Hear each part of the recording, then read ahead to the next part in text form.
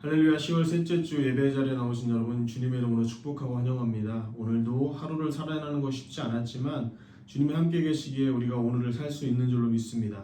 나의 소망이 되시어 오늘 살게 하신 주님께 감사하면서 우리 영원 산소망 되신 주님의 이름 함께 높여드리고 찬양하는 귀한 시간 되기를 소망합니다. 함께 찬양하겠습니다.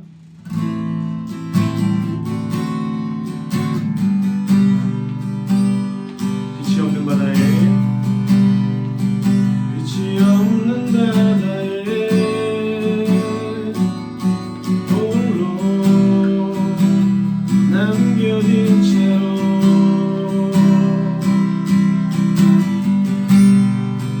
나는 주를 바라네.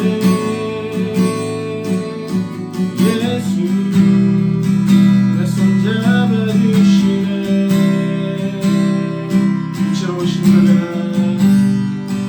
빛으로 오신 그가 내 삶 밝혀주시네.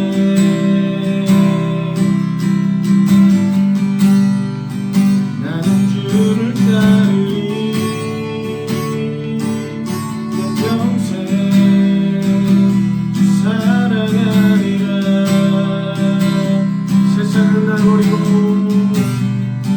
세상은 날 버리고 소망 하나 없어도 나의 사랑 주 알아주시네. 그가 함께 하시니 나는 오늘을 살리. 나의 모든 소망 오직 주 예수. 빛이 없는 바다에 빛이 없는 바다에 홀로 남겨진 채로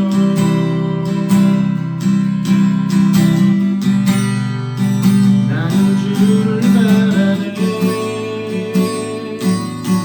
예수 내 손 잡아주시네. 빛으로 오신 그가 빛으로 오신 그가 내 삶 밝혀주시네.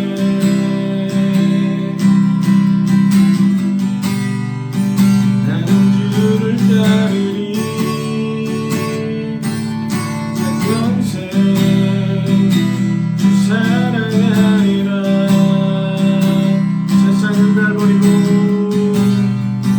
세상은 날 버리고 소망 하나 없어도 나의 사랑 주 날 안아주시네. 그가 함께 하시니 나는 오늘을 살리. 나의 모든 소망 오직 주 예수. 세상은 날 버리고 소망 하나 없어도 나의 사랑 주 날 안아주시네. 그가 함께 하시니 나는 오늘을 살리. 나의 모든 소망 오직 주 예수.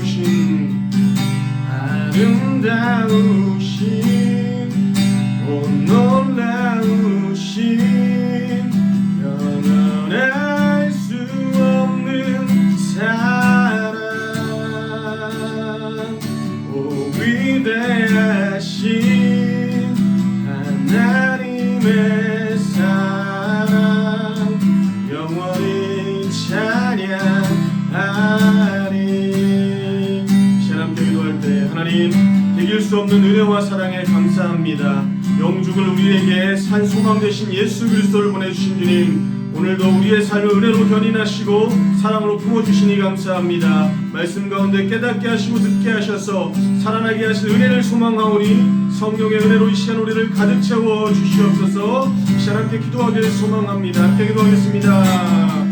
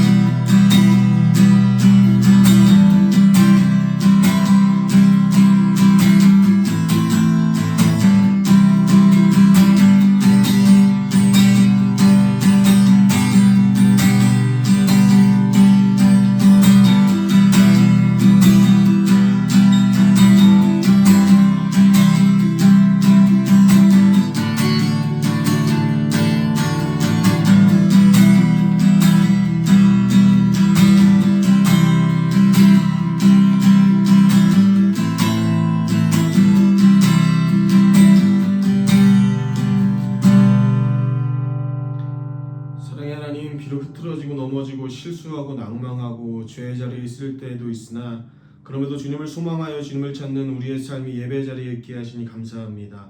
오늘도 예배하는 가운데 오직 주님의 영광만이 드러날 수 있게 도와주시고 우리의 부족한 삶이 덮어지는 은혜를 경험할 수 있게 하나님 도와주시옵소서. 오늘도 말씀을 전하신 목사님의 은혜를 도와주시고 수고로 준비하신 그 말씀에 주님의 은혜로 함께 하셔서 듣는 모든 영혼의 은혜로 깨닫는 시간 될 수 있도록 주님 함께 하시고 인도하여 주시옵소서. 이 시간 우리의 소망 되신 주님을 높여드리길 소망하며 살아 역사하시는 예수 그리스도의 이름으로 기도드렸습니다. 아멘. 오늘 주신 하나님의 말씀 요한복음 20장 21절의 말씀입니다. 다 함께 봉독하겠습니다. 또 이르시되 너희에게 평강이 있을지어다. 아버지께서 나를 보내신 것 같이 나도 너희를 보내노라. 아멘. 오늘은 성경학교 네 번째 시간으로 하나님의 과업이라는 제목으로 함께 나누도록 하겠습니다. 여러분의 삶의 자리에 하나님께서 주시는 위대한 은혜와 사랑이 가득히 흘러차고 넘치시기를 주님의 이름으로 축복합니다. 위임하다라고 하는 말이 있습니다. 그것은 사람이 어떤 일을 다른 사람에게 지워 맡기는 것을 말합니다. 직접 갈 수 없는 사정이 있을 때 위임장을 작성하여 법률 대리인이 그 일들을 진행시킵니다. 해외에서 비자나 영주권 등의 일들을 진행하기 위하여 에이전시에게 자신의 일을 위임시켜 진행하기도 합니다. 대통령이 특사에게 전권을 위임하기도 하고 주주들이 신임 사장에게 임원 선출을 위임할 수도 있습니다.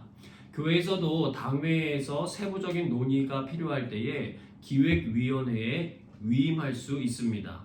가까이는 부모나 친구 혹은 동료가 돈이라든가 어떤 물건을 건네주면서 무엇을 사와 달라고 하기도 하고 어디까지 전달해 달라고 위임하기도 합니다. 여러 가지 다방면에 걸쳐 위임이라고 하는 말을 사용할 수가 있는데 공통적인 것이 있습니다. 위임은 아무에게나 그냥 시키는 것 아닙니다. 믿을 만한 사람에게 위임하게 되어 있습니다. 물론 모든 위임이 다 성공하는 것은 아닙니다. 때로는 위임받은 사람의 잘못된 선택과 진행 과정 때문에 낭패를 볼 수도 있기 때문에 그렇습니다. 그러나 그렇다고 하더라도 또다시 위임해야 하는 일들이 우리의 삶 속에 많이 나타나게 되어 있다는 것입니다. 그만큼 위임은 별다른 특별한 사람에게만 일어나는 일이 아니라 우리 생활 속 전반에 걸쳐서 일어나는 일들이라고 하는 것입니다. 그러면 한번 우리의 신앙의 영역을 한번 살펴보겠습니다. 하나님은 전능하신 분이십니다. 그 말인즉 사람처럼 한계를 지니신 것도 아니고 위임 같은 거 하지 않아도 모든 것을 홀로 다 진행하실 수 있는 분이라는 것입니다. 근데 하나님께서 사람들에게 위임을 하십니다. 예수님께서도 이 땅에 오셔서 하나님의 일들을 맞춰가는 시기에 그 부분에 대한 언급을 해주셨습니다. 요한복음 17장 4절입니다. 아버지께서 내게 하라고 주신 일을 내가 이루어 아버지를 이 세상에서 영화롭게 하였사오니, 하나님께서 예수님에게 위임하신 일을 예수님께서 진행하심을 통하여 무엇을 하게 되셨다고요? 하나님을 영화롭게 해드렸다라고 표현하고 계십니다. 그리고 오늘 말씀 구절인 요한복음 20장 21절의 말씀도 해주셨습니다. 또 이르시되 너에게 평강이 있을지어다. 아버지께서 나를 보내신 것 같이 나도 너희를 보내노라. 예수님 자신이 하나님의 일을 위임받아 행하셨던 것처럼 예수님의 제자들에게도 그 일을 맡기시는 거예요. 그 일을 통하여 하나님을 이 세상에서 영화롭게 하시기 위함입니다. 바꿔 말하면 전능하신 하나님께서 시시각각마다 변하고 약하며 또 한계가 많은 우리들을 믿어서 그분의 일을 맡기신다고 하는 것입니다. 가끔 우리는 그런 말을 듣곤 합니다. 맡겨만 주십시오. 최선을 다하겠습니다. 학급 반장으로 선출되려는 아이들로부터 한 나라의 수장이 대통령 선거에 나가는 사람들도 자주 사용하는 말입니다. 누군가 스스로 자신이 일궈놓은 회사의 대표가 되기도 하지만 이미 세워진 회사의 사람들의 위임을 받아 대표가 되기도 하는 세상입니다. 새로운 대표를 선출하는 과정에서 그들이 원하는 것은 한 가지예요.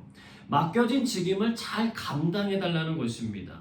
자신의 사리사욕을 채우는 것이 아니라 공동체의 안전과 성장을 위한 징검다리가 되어주길 기대한다는 거예요. 여러분, 말씀 한마디로 세상을 창조하신 하나님께서 우리를 불러서 그분의 선교에 동참하게 하셨습니다. 위임해 주신 하나님께서도 기대하시는 것이 있다는 거예요. 맡겨만 주십시오. 최선을 다하겠습니다. 고린도전서 4장 1절로 2절의 말씀입니다. 사람이 마땅히 우리를 그리스도의 일꾼이요 하나님의 비밀을 맡은 자로 여길지어다. 그리고 맡은 자들에게 구할 것은 충성이니라. 아멘. 여러분, 우리는요 오늘 예수님을 통하여 선교의 참 모델을 보여주신 하나님의 기대와 마음을 함께 나누면서 우리가 관심 가지고 나아가야 될 선교에 대해서 함께 생각해보는 시간을 가지려고 합니다.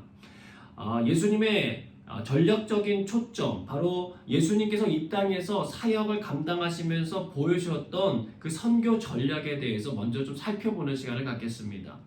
그분은요 3년의 공생의 사역을 위해 30년이라고 하는 시간을 숨죽여 기다리셨습니다. 서두르지도 않고 다급해하지도 않으셨어요. 하나님의 때를 기다리셨다가 정확한 때가 이르자 매우 효과적으로 맡겨진 하나님의 과업을 이루어가셨습니다. 그분의 하시는 범주는 크게 세 가지였어요. 첫째, 유대인들에게 집중하셨고요. 둘째, 이방인들에 대한 관심을 보여주셨고요. 셋째, 소수의 제자를 선택하여서 훈련시키셨다는 것입니다. 가장 먼저 유대인들에게 집중하신 것들을 보겠습니다.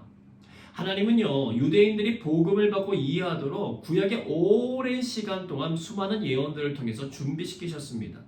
그런데도 예수님이 오셔서 공적 사역을 시작하는 순간부터 악의에 찬 적대감을 가진 유대인들을 마주하셔야만 하셨어요. 많은 유대인들이 예수님을 거부했지만 또 상당한 비율의 유대인들이 결국에 가서는 예수 그리스도를 메시아로 받아들였습니다. 구약시대부터 히브리 백성을 열방을 비추는 빛으로 만들고자 하셨던 하나님의 바람과 꿈이 실제로 성취되는 거죠. 하지만 그렇게 하시기 위해서 예수님은 그분을 따르는 유대인들을 하나의 선교 공동체를 만들려고 무던히 노력하셨습니다. 예수님은 12제자를 파송하실 때 하신 말씀만 봐도 이 전략의 중요성을 우리가 살펴볼 수 있는데요. 마태복음 10장 5절로 6절 말씀 같이 읽어보겠습니다. 예수께서 이 12를 내보내시며 명하여 이르시되 이방인의 길로도 가지 말고 사마리아인의 고을에도 들어가지 말고 오히려 이스라엘의 집에 잃어버린 양에게로 가라. 여러분, 이 말씀은요 유대인들만 구원받아야 된다는 뜻 아니에요. 먼저 집중해야 할 것이 있다라고 하는 것입니다. 유대인들을 향한 특별한 사명을 먼저 깨워주시는 것이 예수님의 사역의 아주 중요한 부분이셨어요.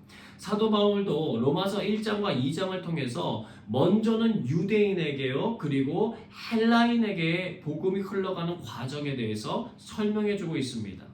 하나님의 관심이 유대인들에게 집중되어 있다라고 하는 것을 우리가 알 수 있어요. 이것은 그들이 하나님의 뜻에 따라 온전하게 살았기 때문이 아니라 신실하신 하나님의 언약에 기초한 것입니다. 또한 이방인들보다 유대인들이 더욱더 절박하게 하나님 앞에 회개하여 돌아와야 될 필요성이 있었기 때문입니다. 자, 두 번째로 이방인들의 관심에 대한 관심을 좀 보겠습니다.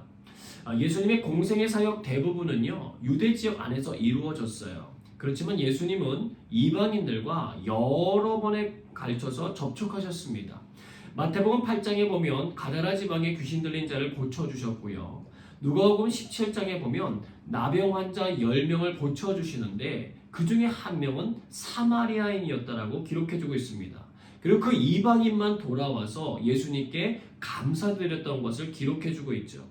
또 요한복음 4장에 보면은요, 한 사마리아 여인과 만나시는데 예루살렘만이 아니라 전 세계에서 영과 진리로 예배 받으실 때가 가까이 다가왔다라고 하는 예배에 관련한 위대한 설교를 들은 한 명의 청중이었습니다. 마태복음 15장에 보면은요, 가나안 여인의 딸을 고쳐주세요. 그런데 그 만남의 첫 시작 부분인 마태복음 15장 24절에 보면 예수님이 이렇게 말씀하십니다. 나는 이스라엘 집에 잃어버린 양 외에는 다른 데로 보내심을 받지 아니하였다. 그 가나안 여인이 그래도 간청하니까 예수님의 답변은 더욱 싸늘해 보이기까지 합니다. 마태복음 15장 26절로 27절에 보니까 대답하여 이르시되 자녀의 떡을 취하여 개들에게 던짐이 마땅하지 아니하니라. 그랬더니 여자가 이르되 주여 올소이다마는 개들도 제 주인의 상에서 떨어지는 부스러기를 먹나이다. 여러분, 여인은 재차 지혜롭게 간청했고 그 결과 예수님은 그녀의 믿음을 칭찬해 주심으로 끝마칩니다. 당시 이방인이면 거들떠보지도 않았던 유대인들에게 경종을 울려주는 행동이셨어요. 유대인들보다도 더 큰 믿음을 가진 이방인의 모습을 드러내 주신 것입니다. 마태복음 8장에도 보면 로마의 백부장의 하인을 고쳐주시는 장면이 나오는데요. 그 백부장은 예수님을 청하여 자신의 집으로 모시지도 않은 채 그냥 말씀만 하시면 자신의 하인의 병이 나을 줄로 믿는다라고 하는 믿음의 말을 하게 됩니다. 그리고 예수님은 이스라엘 중에서도 아무에게서도 이만한 믿음을 보지 못했다라고 칭찬하시는 장면이 나와요. 또 요한복음 12장에 보면 명절에 예배하러 올라온 헬라인 몇이 있었는데 예수님을 만나기를 청하자 예수님 말씀하십니다. 인자가 영광을 얻을 때가 왔다. 그러시면서 요한복음 12장 32절에 보니까 이렇게 말씀하십니다. 내가 땅에서 들리면 모든 사람을 내게로 이끌겠노라 하시니, 모든 사람이에요. 유대인들뿐만 아니라 헬라인을 비롯한 모든 이방인을 이끌으시겠다라고 말씀하시는 것입니다. 자, 예루살렘에서의 마지막 주간 동안 일어난 사건들은요, 예수님이 유대 민족만의 메시아가 아니라 온 세계 민족의 메시아인 것을 드러내세요. 내 집은 만민이 기도하는 집이라고 선언하신 예수님께서는 택함받은 백성으로서 그 위임된 일을 감당하지 못하는 유대 민족의 대제사장들과 바리새인들에게 말씀하셨습니다. 마태복음 21장 43절인데요. 그러므로 내가 너희에게 이르노니 하나님의 나라를 너희는 빼앗기고 그 나라의 열매 맺는 백성이 받으리라. 그리고 지난 시간에 우리가 살펴봤던 것처럼 마태복음 24장에서 천국 복음이 모든 민족에게 전파될 때에 세상의 종말이 올 거라고 하는 것을 말씀해 주셨어요. 예수님은 유대인 제자들만 있었던 다락방 강론에서도 이렇게 선포하십니다.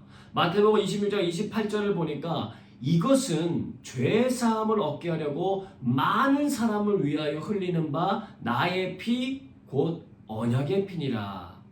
제자들과 유대인들을 위한 것만이 아니라 많은 사람들이 예수님의 끊임없는 관심의 대상이었다라고 하는 것을 분명히 드러내셨다는 것입니다. 세 번째로 우리가 살펴볼 것은 예수님께서 소수의 제자들을 선택하여서 훈련하시는 전도 전략을 하셨다는 거예요. 자, 예수님이 자신을 따르려고 몇 사람을 부르시면서 모든 공생의 사역이 시작됩니다. 이것은 예수님의 선교 전략 방향을 아주 확연하게 드러내줘요. 예수님은 많은 무리에게 시행할 프로그램이 아니라 많은 무리가 따를 사람들에게 관심을 가지셨습니다. 예수님은 자기 사람들을 부르셨고 그들과 항상 함께 하셨습니다. 이것이 예수님의 훈련 프로그램이었어요. 함께 계심으로 사람들이 예수님을 따르도록 했습니다. 물론 예수님은 함께하는 제자들의 순종을 기대하셨어요. 왜냐하면 예수님께 순종하는 사람만이 시간이 흘러가면서 예수님의 성품을 지니게 되기 때문에 그렇습니다. 예수님은 원하시기만 하셨다면 정말 수많은 사람들을 대량으로 모집하실 수도 있으셨을 텐데 그분은 불과 12명의 제자들을 선택하셨어요. 그 이유는 예수님은 우리에게 어떤 관명을 주는 것이 아니라 하나님 나라가 도래에 있음을 알리기 위해서 애쓰셨기 때문입니다. 즉 예수님께서는 무리들을 인도할 사람을 찾고 계셨다는 거예요. 대중을 일깨워도요, 그들을 감독하지 못하거나 길이신 예수님에 대해서 가르치지 못한다면 언제든지 거짓 선자들이 와서 쉽게 무너질 수 있다는 것을 아셨기 때문입니다. 예수님이 하나님 나라의 선교를 위해 선택하신 방법은요, 소수의 제자들에게 집중하신 일이었어요. 그것은 언뜻 보기에 대중을 포기하는 것처럼 보일 수도 있지만 실상은 오히려 그들을 모두 다 구원의 길로 인도하시기 원하시는 하나님의 적극적인 방식이었다는 것입니다. 예수님은 자신의 생명을 흠뻑 젖은 사람들이 그분을 위하여 무리를 보살피는 일을 하기를 원하셨어요. 그래서 예수님은 무리를 위해 할 수 있는 일들을 하셨지만 주로 대중보다도 소수에게 집중하셨다는 것입니다. 예수님은 십자가에 못 박히셨다가 부활하시러 승천하시기 직전까지 4번에 걸쳐 제자들에게 본격적인 선교의 일들을 위임하시기 시작하셨어요. 자, 첫 번째, 부활절 저녁에 그들이 다락방에 모였을 때에 그들에게 못자국 난 손과 발을 보여주시고 식사를 하십니다. 그러면서 말씀하세요. 요한복음 20장 21절인데요. 또 이르시되 너에게 평강이 있을지어다. 아버지께서 나를 보내신 것 같이 나도 너희를 보내노라. 잠시 후에 예수님은 디베라 바닷가에서 제자들과 아침 식사를 하시고 베드로에게 3번에 걸쳐서 내 양을 먹이라라고 말씀하십니다. 세 번째로는 갈릴리에 있는 산에서 예수님이 마태복음 28장 18절에서 20절에 걸친 위임령을 말씀하십니다. 같이 읽습니다. 예수께서 나와 말씀하여 이르시되 하늘과 땅의 모든 권세를 내게 주셨으니 그러므로 너희는 가서 모든 민족을 제자로 삼아 아버지와 아들과 성령의 이름으로 세례를 베풀고 내가 너에게 분부한 모든 것을 가르쳐 지키게 하라. 볼지어다 내가 세상 끝날까지 너희와 항상 함께 있으리라 하시니라. 마지막으로 언제입니까? 예수님 하늘로 올라가시기 전에 말씀하셨죠. 사도행전 1장 8절입니다. 오직 성령이 너희에게 임하시면 너희가 권능 받고 예루살렘과 온 유대와 사마리아와 땅끝까지 이르러 내 증인이 되리라 하시니라. 이 모든 것들은요, 예수님의 제자들에게 지어진 위임입니다. 예수님이 이 땅에 사는 세계 모든 민족의 복음화를 위하여 보냄받으신 것처럼 이제는 제자들을 그렇게 보내시는 거예요. 예수님의 이 소수 제자 전략은요, 초대교회의 부흥을 통해서 아주 성공적인 전략이었다라고 하는 것을 확실하게 보여주셨습니다. 예수님의 제자들은 사역 초반 많은 사람들의 우려와 달리 성령님의 임재를 경험한 이후에 예수님의 말씀을 따라 매우 효과적으로 움직이면서 행동했다는 거예요. 그로 인해 여러 곳에 교회가 세워지고 하나님 나라의 백성들이 무수하게 세워지기 시작했습니다. 그들은 예수님이 처음에 가르쳐주시고 본을 보여주셨던 것처럼 유대인들의 복음화를 위하여 최선을 다했어요. 그러나 그것에 제한되지 않았습니다. 예수님처럼 하나님은 그들을 통하여 이방으로 복음이 전해지는 중요한 단초가 되는 예루살렘 회의를 이끌게 하셨다는 거예요. 더 이상 할례와 율법을 따르지 않아도 그리스도 예수 안에서 믿음의 형제가 될 수 있다라고 하는 것을 공식적으로 선언한 엄청 중요한 회의였어요. 그들은 예수님이 아니었지만 그들의 모습을 통하여서 예수님의 비전과 성품들이 나타나기 시작했다는 거예요. 예수님이 꿈꾸시던 일들이 실제로 이루어진 것입니다. 이 방법은요, 예수님 때로부터 지금까지 계속 이어져 내려오는 하나님의 과업을 이루는 전략으로 사용되고 있습니다. 자, 그렇다고 한다면 우리가 좀 더 관심 가져야 될 것이 있습니다. 예수님이 무엇을 하도록 제자들을 보내셨는지 파악하는 것도 중요하지만 예수님이 제자들을 보내신 방식을 이해하는 것입니다. 오늘 말씀 구절인 요한복음 20장 21절의 말씀을 우리는 잘 곱씹어 봐야 됩니다. 아버지께서 나를 보내신 것 같이 나도 너희를 보낸다. 하나님의 과업을 이루시는 방식이라는 거예요. 하나님이 예수님을 보내신 똑같은 방식을 제자들에게도 적용시키고 있다는 것입니다. 자, 그렇다고 한다면 하나님이 예수님을 어떻게 보내셨습니까? 하나님은 예수님을 사랑하셨고 그분에게 늘 귀를 기울이셨습니다. 반대로 예수님도 하나님이 시작하신 일을 사랑하고 지켜보셨습니다. 예수님은 하나님과 역동적으로 함께 가까이 계시면서 하나님께서 지난 역사의 모든 시간에 걸쳐서 하신 일들을 계속 이어져 갈 수 있도록 하셨어요. 자신의 정해진 구간을 이탈하지도 않고 서두르지도 않고 때마다 감당해야 될 사역들 그리고 사람들을 만나셨습니다. 예수님은 자신의 삶은 하나님의 뜻을 행하기 위함임을 성경 곳곳에서 말씀해 주시고 증거하셨어요. 요한복음 5장 17절 말씀 같이 읽습니다. 예수께서 그들에게 이르시되 내 아버지께서 이제까지 일하시니 나도 일한다.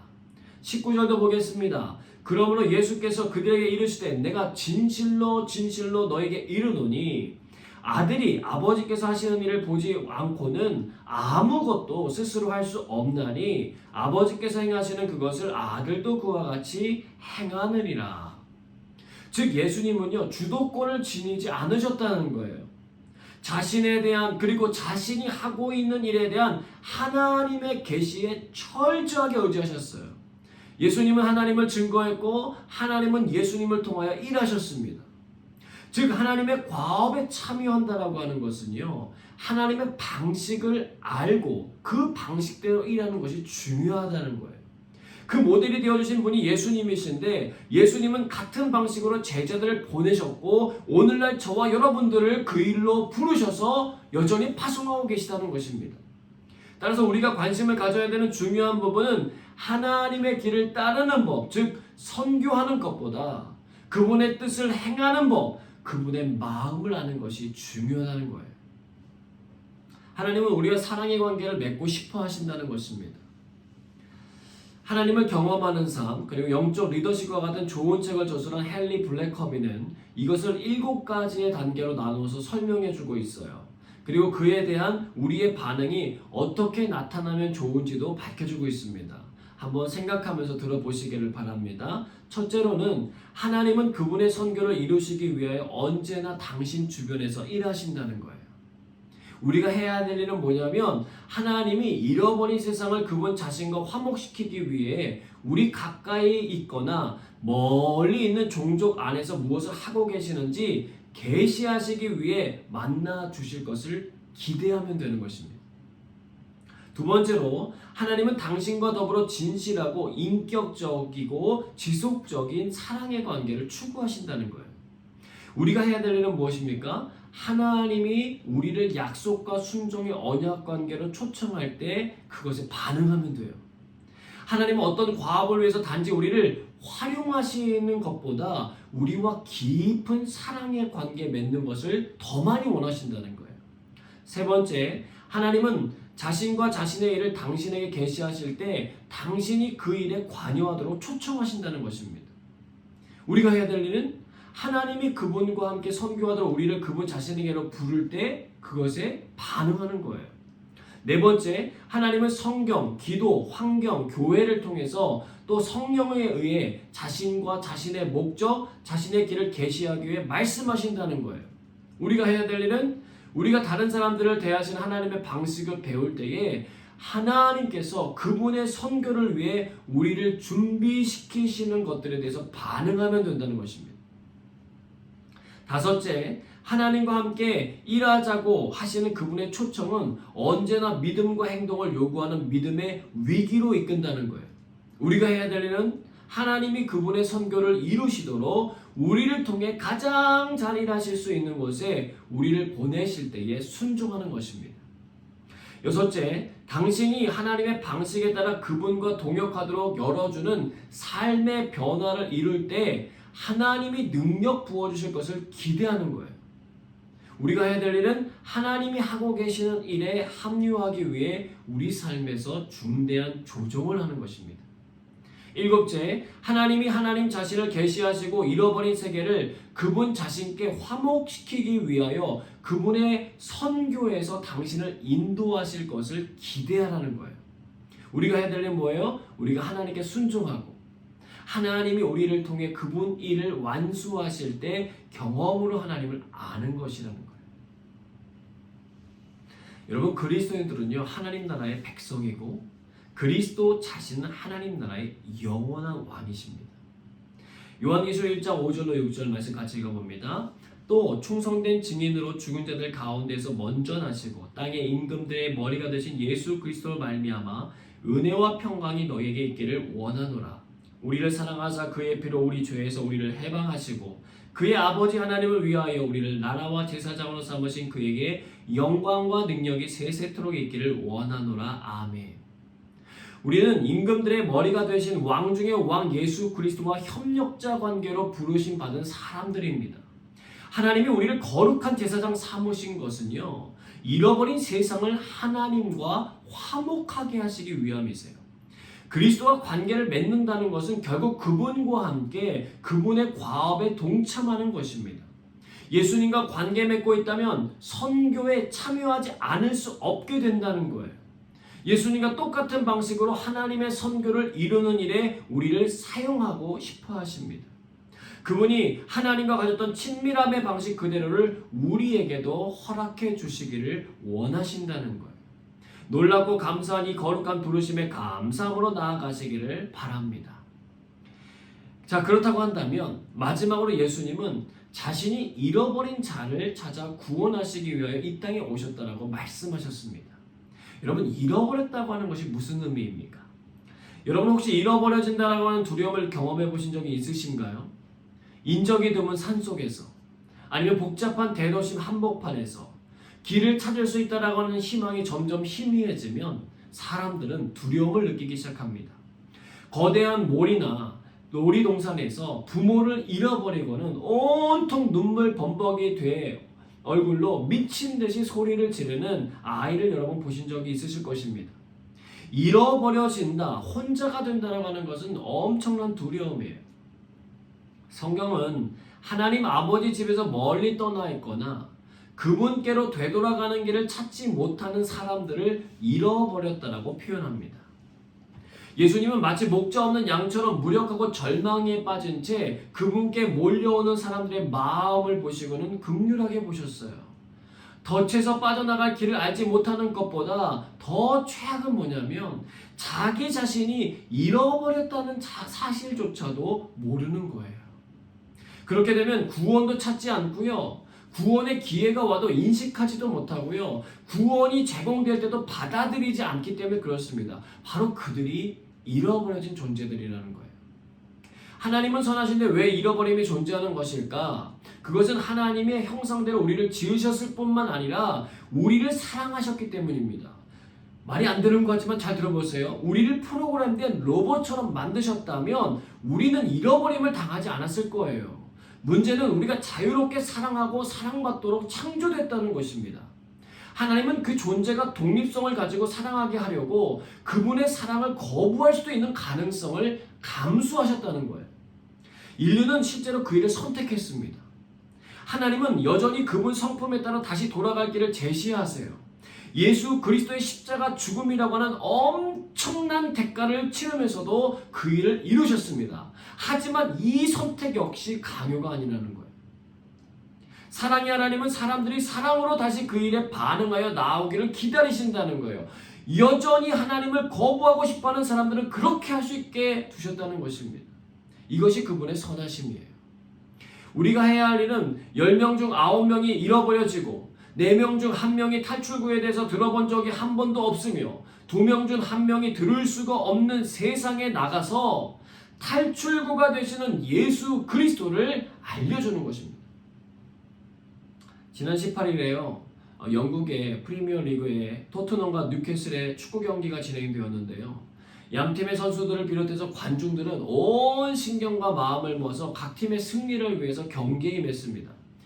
전반 40분경에 한 관중이 쓰러졌고요. 그 근처에 있는 사람들이 긴급한 SOS 신호를 보내게 됩니다. 이것을 본 선수 한 명이 주심에게 달려가서 상황을 이야기했고 경기가 이례적으로 약 20분 이상을 멈추며 그 환자 한 명을 살리는데 집중했습니다. 많은 뉴스에서 축구 경기보다 생명이 중요하다라고 하는 메시지를 담은 기사들을 내보냈습니다.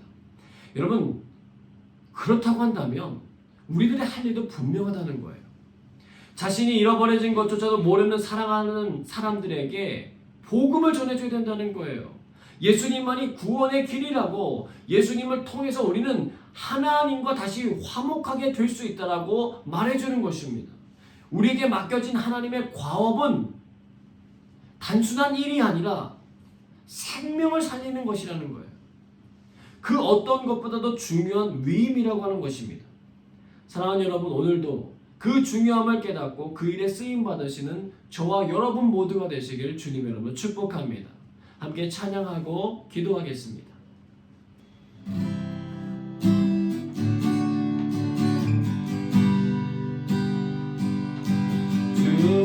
주보혈 날 정결케 하고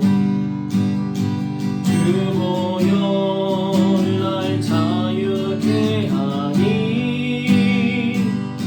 주 앞에 나 예배하는 이 시간 나의 모든 것을 주께 드리네.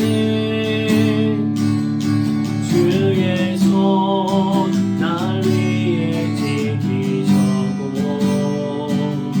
주의 발 날 위에 맡기셨으니 이제는 내가 사는 것이 아니요 오직 주를 위해 사는 것이라.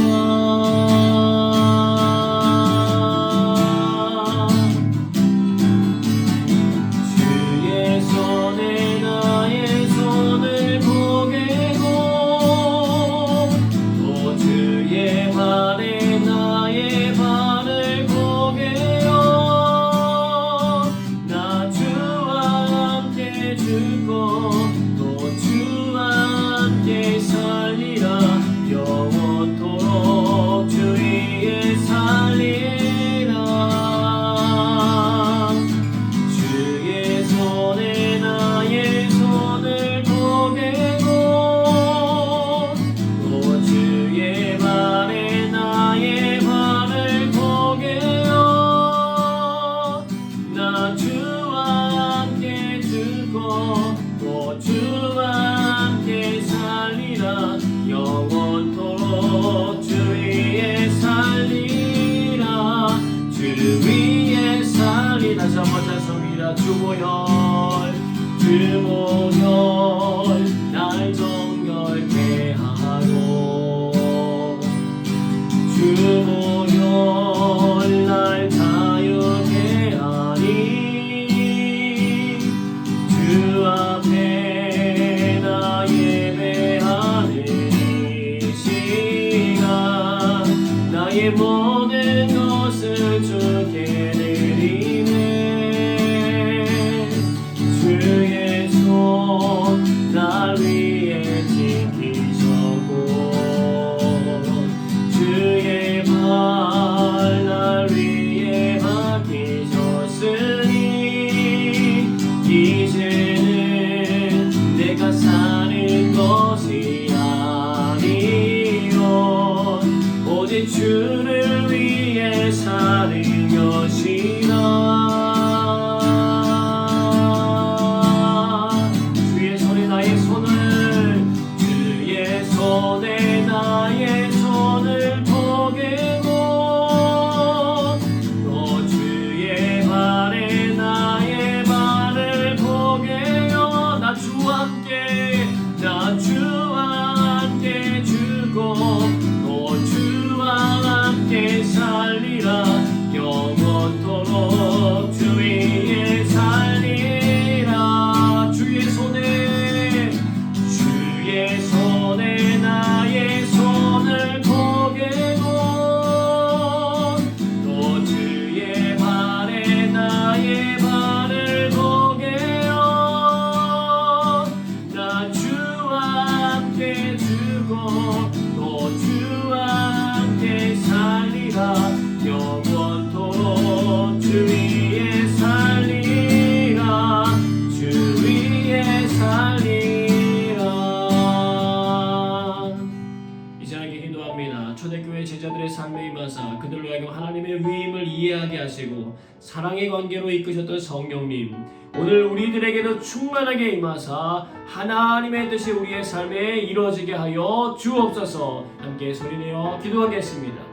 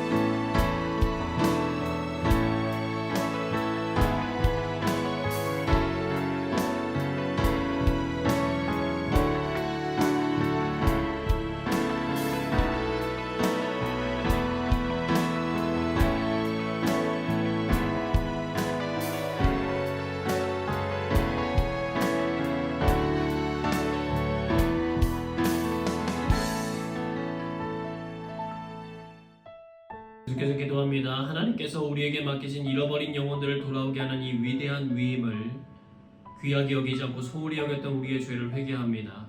생명을 살리기 위하여 움직여야 할 우리의 DNA가 발동하게 하사 하나님 나라의 복음을 전하는 일에 쓰임받게 하여 주옵소서. 함께 기도하겠습니다.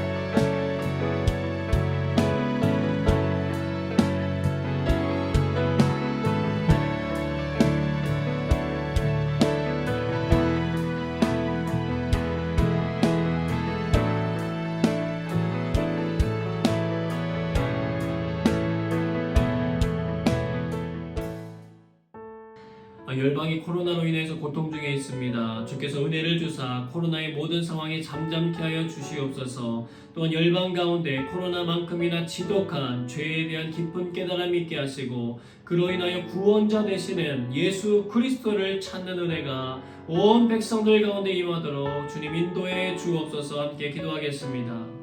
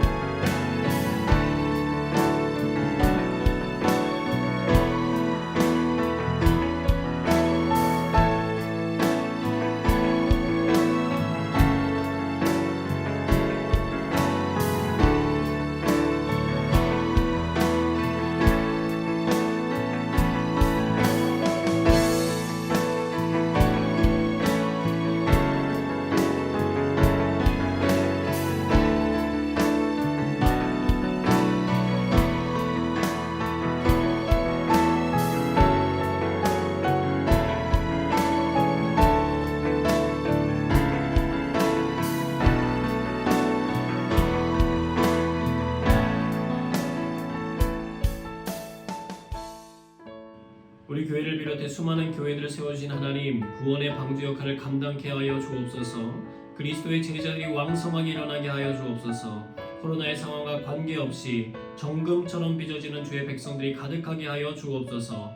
주의 부흥을 주옵소서. 말씀과 기도의 사람들, 선교하는 사람들이 되게 하여 주옵소서. 잃어버린 영혼을 구하기 위하여 앞장서는 교회들이 되게 하여 주옵소서. 교회들 위해 함께 중보하겠습니다.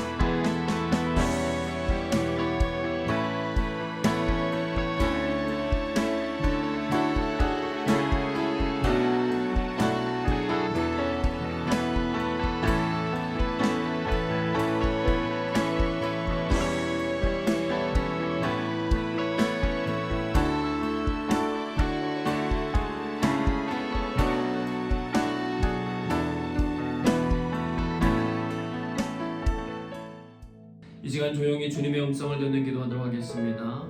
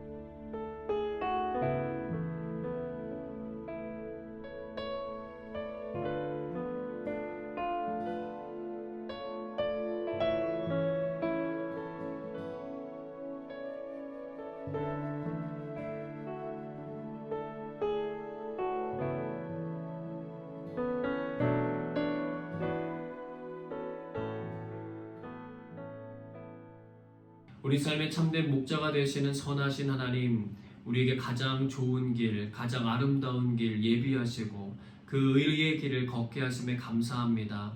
하나님, 오늘도 우리에게 잃어버린 영혼들이 있음을 알게 하시고 또 그들을 돌이키고자 하시는 그 아름답고 복된 사역의 자리에 우리를 초청해 주시니 감사합니다. 하나님과 사랑의 깊은 친밀함의 자리를 경험하게 도와주시고 하나님의 마음이 우리의 마음이 되어서 하나님께서 맡기신 위대한 이 위임의 일들을 잘 감당해가는 저희 모두가 되게 하여 주시옵소서. 하나님의 기대함이 있습니다. 우리를 믿어주시고 우리를 인정해주시고 우리를 향해서 계속해서 끊임없이 힘을 불어넣어 주시니 감사합니다. 성령 하나님, 우리 가운데 임재하여 주셔서 하나님의 그 기대에 부응할 수 있도록 인도하여 주시고 맡은 자들에게 구할 것은 충성이라고 하셨사오매 저희들이 하나님의 마음을 잘 헤아리며 주님의 뜻을 이루어가는 주의 몸된 교회의 백성들 될 수 있도록 인도하여 주시옵소서. 우리 싱가포르 영광교회 사랑하는 식구들을 주님 지켜보아여 주시고 아버지 하나님, 코로나로 인해서 어려운 시기를 보내고 있지만 이 가운데서도 말씀하시는 하나님 앞에 더 진실되고 겸손하게 나아갈 수 있는 시간 되게 도와주시고 한 분 한 분의 삶이 하나님 앞에 완전한 자로 의로운 자로 칭함받으며 살아갈 수 있는 존귀한 사람들 될 수 있도록 하나님 그들의 삶을 축복하여 주옵소서. 필요한 모든 쓸 것을 공급하여 주실 뿐 아니라 영혼의 목자가 되시는 주님과 함께 동행함으로 그 어디서나 천국의 삶을 누리는 우리 귀한 성도들의 삶이 될 수 있도록 하나님 함께해 주옵소서. 주님이 이루실 일들을 기대하고 감사드리며 사랑이 많으신 예수님의 이름으로 기도드리옵나이다. 아멘. 이제는 우리 구주 예수 그리스도의 은혜와 아버지 하나님의 그 크신 사랑하심과 성령의 역사하심이 하나님의 위대한 위임을 깨달으며 다시 한번 그 은혜의 길을 가기를 소망하는 하나님의 사랑하는 백성들 가운데 함께하사 그 일이 이루어지는 것을 보게 하시고 그로 말미암아 살아계신 하나님께 영광 돌리게 하시기를 간절히 축원하옵나이다. 아멘.